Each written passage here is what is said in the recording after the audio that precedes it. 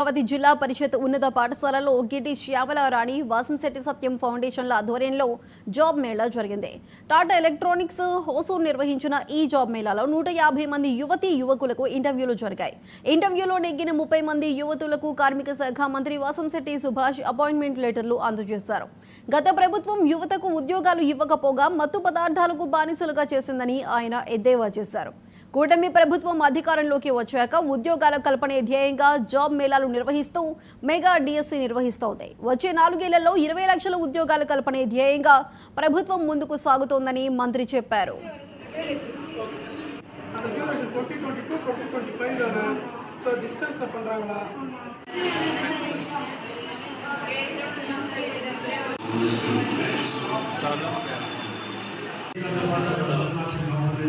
ఈరోజు పి గన్నవరం కాన్స్టిట్యున్సీలో శ్రీమతి Singamsetti Prabhavati Zilla Parishad Giddi Shyamala Rani foundation and Vasamsetti Satyam foundation ఆధ్వర్యంలో job mela Tata Electronics Hosur company ద్వారా సుమారు 30 మందిని సెలెక్ట్ చేయడం జరిగింది.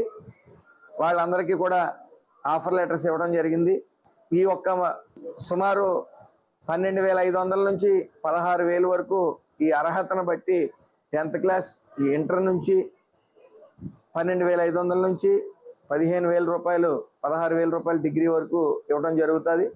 సుమారు సంవత్సరం ట్రైనింగ్ ఉంటుంది. ట్రైనింగ్లో కంప్లీట్గా వసతి, భోజనం అన్నీ కూడా ఏర్పాట్లు టాటా కంపెనీ చూసుకుంటుంది. కాబట్టి ఈ యొక్క జాబ్ మేళాకి సుమారు 150 మంది రాగా 30 మంది సెలెక్ట్ అవ్వడం జరిగింది. వాళ్ళందరికీ కూడా ఈరోజు ఆఫర్ లెటర్స్ ఇవ్వడం జరిగింది. ఈ ప్రభుత్వ లక్ష్యం ఒకటే, ఈ ఎన్డీఏ కూటమి లక్ష్యం ఒకటే, నిరుద్యోగ సమస్యని వాళ్ళకి సరైన దారి చూపించి ఉద్యోగాలు ఇవ్వటం. సుమారు 8 లక్షల కోట్ల పెట్టుబడి ఈ 11 నెలల్లో ఈ ఎన్డీఏ కూటమి తీసుకురావడం జరిగింది.